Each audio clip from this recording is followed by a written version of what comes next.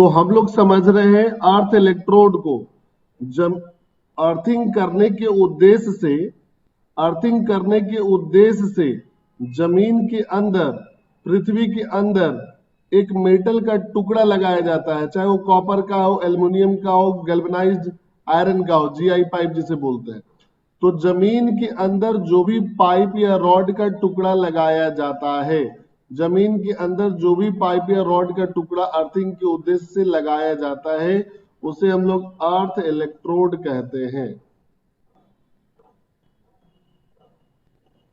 ये अर्थ इलेक्ट्रोड हो गया।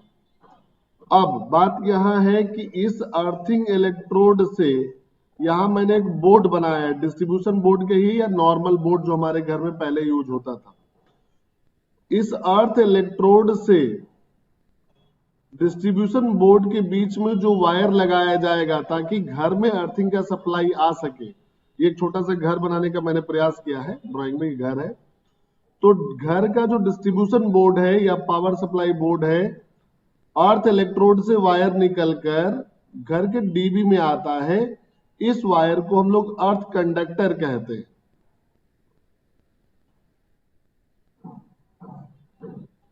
अब डीबी में आने के बाद हम लोग अपने अलग अलग रूम में या अलग अलग पॉइंट पर अर्थिंग को लेकर जाते हैं। अब घर के अलग अलग हिस्से में जो वायर जा रहा है अर्थिंग का, उसे हम लोग अर्थ लीड कहते हैं। ये हो गया आपका अर्थ लीड। अब अर्थ रेसिस्टेंस क्या होता है?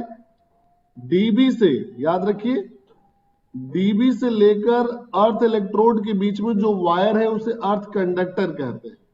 और अर्थ कंडक्टर का जो रेसिस्टेंस होता है, उसे ही हम लोग अर्थ रेसिस्टेंस कहते हैं।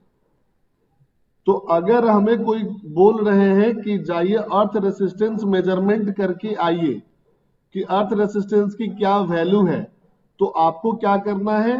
अर्थिंग कंडक्टर वाले वायर का रेसिस्टेंस मेजर कर आना है। इसे ही हम लोग बोलते हैं अर्थ रेसिस्टेंस। अर्थ रेसिस्टेंस की वैल्यू 1 ओम मैक्सिमम होना चाहिए। 1 ओम से कम चलेगा, मैक्सिमम 1 ओम होना चाहिए अर्थ रेसिस्टेंस।